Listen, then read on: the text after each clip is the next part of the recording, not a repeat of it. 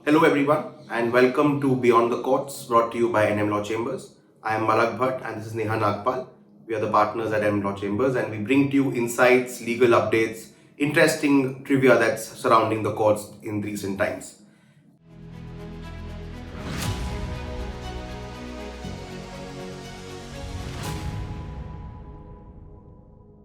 Today, we bring to you a very interesting topic regarding personal insolvency, a recent judgment which has been pronounced by the Supreme Court upholding the challenge to various provisions under the Insolvency and Bankruptcy Code, the IBC, which pertain to the process in which personal insolvency undertakes, a personal insolvency goes forward with respect to individuals who have given personal guarantees for various companies.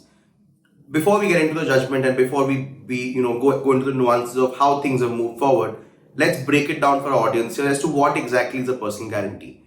For this, we'll have to step back to the Contract Act, and very simply put, a contract of guarantee is a third person stepping into the shoes and saying if the original borrower is not in a position to pay the lender or fails in his promise to pay the lender, then the guarantor, the person who is guaranteeing the payment, will make the payment on behalf of the borrower, and once he has made the payment, he will subrogate the position, as in he'll step into the shoes of the original borrower, and then he can obviously have his remedies against them. In the financial arrangement system, as we've had over a period of time, a lot of banks, lenders, financial institutions required this as a comfort to go forward, because that time most companies were known by the face of the promoter. So to get a contract of guarantee from that particular individual, from that promoter, to say yes, I have the bandwidth, I have a reputation enough to ensure that your payment will be made, these contract of guarantees used to be signed, which typically are known as personal guarantees. So which is why in most cases that we've seen where the insolvency regime has been kicked in, the corporate debtor, which is the company in question, is the principal borrower, and a contract of guarantee, which is the personal guarantee, would have been given by the concerned individual, the concerned promoter, as a backing to say that if the company is not able to pay the liability or the debt, then in such cases the personal guarantee can be invoked, can be kicked in, and the personal guarantee can be made liable to pay. Now, what happens if the personal guarantor also can't pay? This is where the Insolvency and Bankruptcy Code, the IBC, had provisions in place as to how the bank can trigger the mechanism of starting insolvency processes for the purpose of personal guarantors. These are the provisions which found challenge directly before the Supreme Court. In the initial matter, some interim protections were granted. However, the entire batch of more than 230 petitions were recently decided by the Supreme Court against the personal guarantors and in favor of the government, upholding the values of these provisions. Neha can probably throw more better light on this. Yeah, that's a lovely introduction, Malak. I think we've really laid down the landscape of where personal guarantees come from. So the whole idea of nationalized banks to get promoters to give personal guarantees was to have that assurance that they have skin in the game. Now the skin in the game has sort of been turned around to really, a pound of flesh that's coming down to promoters, and therefore there's this whole sentiment of, is business in India becoming tougher? To answer that, I'd say it's really what checks and balances are being struck here. So the whole challenge before the Supreme Court, in over 300 petitions actually, was whether Part 3 of the Insolvency and Bankruptcy Code, more particularly which deals with personal insolvency, Section 95 onward till about Section 101, was called into question. The basic premise was challenged was that the minute an application is filed for personal insolvency, which can either be filed by the personal guarantor himself or a creditor, or it could be done by an RP who can be appointed by either of the parties. In that case, there is a interim moratorium at the threshold, and then an IRP, a resolution professional for the corporate guarantor, the personal guarantor is appointed, who collates all sorts of information about the personal guarantor, submits a report, and then the NCLT acts on that report. So the challenge was that the interim moratorium kicks in day one. Two, there is no personal hearing given before the RP. The argument that was taken by all the petitioners who were the personal guarantors was that a decision is being formed against our substantive rights or whether we'll be forced into personal insolvency, because there's obviously consequences of being declared personally insolvent. For example, you can't be a director in a company for 5 years, you can't then also bid for another company, and obviously declarations have to be made, and so on and so forth. So it stifles your right to life and right to profession, in a manner of speaking. So those concerns were raised. What the Supreme Court, in very elaborate, almost 80-page judgment, has held in the case of Jivrajika being the lead petition, that firstly, that the provisions are not constitutionally bad in law. Their constitutional validity has been upheld. Secondly, that there is a means of checks and balances, because and there has been a direct contrast has been made to section 7, 8 and 9, 7, 9 and 10 of the insolvency code, which pertains to insolvency of the corporate debtor, to say that when an IRP is when a petition is filed for insolvency of an individual, the interim moratorium is qua the debt and not the debtor, implying thereby that it's only for that particular amount that is due that there is a moratorium. You can't take any other action to recover that.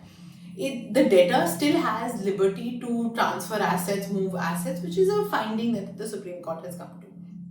Secondly, it goes on to say that that the hearing happens before the adjudicating authority once the RP submits the report.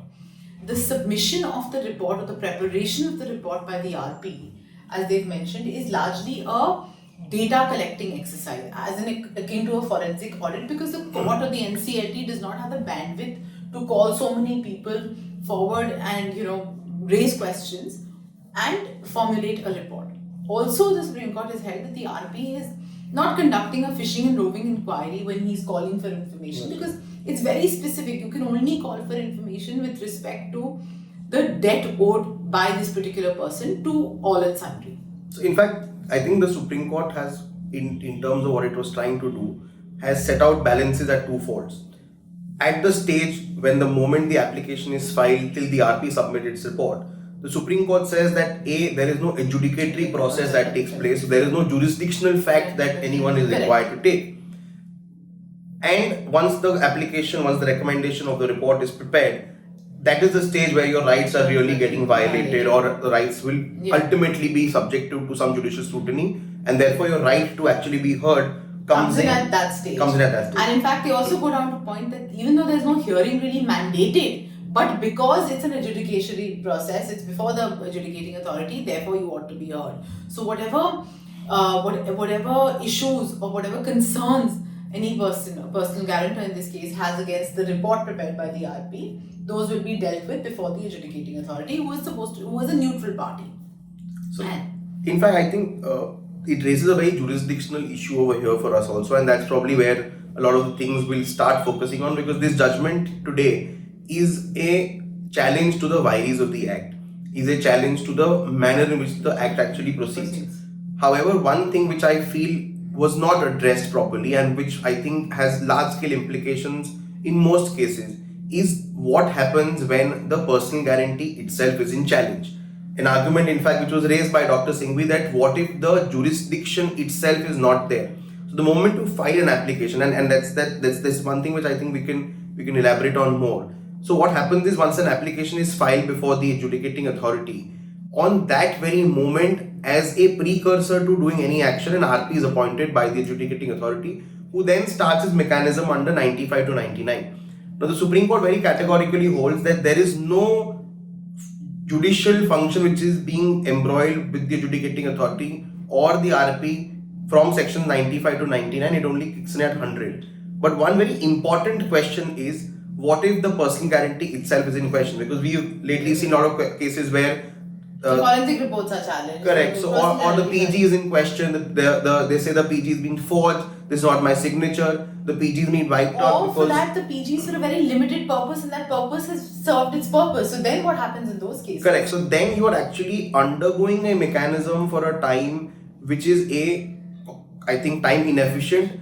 B, lot of times we've seen cases where if the entire debt is also wiped out, yet one of the banks, being a public sector bank, will go and invoke the PG, will start proceedings, and that style, with this Supreme Court judgment staring in the face, the NCLT's hands are tied. They'll say, no, you come back at the stage Correct. once the recommendation is made. Or what happens when a resolution plan has been made successful for the corporate debtor? All the debt, I mean, if they've got 60 cents to a dollar, what happens then to that amount? Are they claiming again for that balance 40 cents? But they've agreed to a resolution plan. Correct. So those jurisdictional questions have yet to evolve. Also, what's yet to evolve is the rules. What forms the personal guarantor's estate? Something that he's bought out of his own money or some things that he's inherited. So those questions are still left open. In fact, interestingly, the Supreme Court judgment makes its fulcrum on an earlier judgment by the Supreme Court itself, which was a judgment rendered by Justice Nageshwar Rao and Justice Ravindra Bhatt, which had challenged the notification which brought these sections into effect. And there, the court dealt with this fact that, look, till the time the CIRP process of the company is ongoing, you cannot reach a stage to understand how much you are claiming from the PG, because there may be situations where, say, under an MSME mechanism, the promoter himself takes over the company and he says, as part of the condition, while I may be giving you a haircut of 10, 15, 20, 30%, I do not want my PGs to remain valid. So the plan actually has a condition which says that the PGs are today extinguished. In such a situation, an ongoing CIRP along with an ongoing resolution process of the personal guarantor may make it a futile, be a exercise which will lead to more confusion going ahead. And waste of judicial time. So I think absolutely there will have to be guidelines and regulations which streamlines all of this. I think there is going to be another layer of litigation to really come to a more definitive position. And we see that happening. In fact, we've seen cases where the NCLAT and the NCLTs have now started using the very judgment and saying that there may be cases, there may be instances where PGs can really be looked at the very fulcrum to then come and see whether the PG is valid in the first place for me to initiate the action. So maybe that's going to be up in the future. Another new dynamic which we really need to add in about is the Supreme Court has marked a tacit distinction between violation of rights in the fraud circular case, which was Rajesh Agarwal Supreme Court judgment, as opposed to not being heard, the personal guarantor is not being heard before the RP. Right. To say that at that stage when the banks conduct a hearing for declaration of fraud, you need to be heard because your rights are getting violated in the sense of the account is being declared flawed and consequently the directors are impacted. Here they are saying that there is no immediate adverse impact. You are still going to be heard before the adjudication. Right, and in fact in that case the moratorium is looked at more from a protection of the debtor as compared to being against the debtor. Correct. So I think that's it. That's from us on personal insolvency and the Raters judgment. Do look out for this space further, and we'll keep coming with more and more updates. Thank you. Thank you.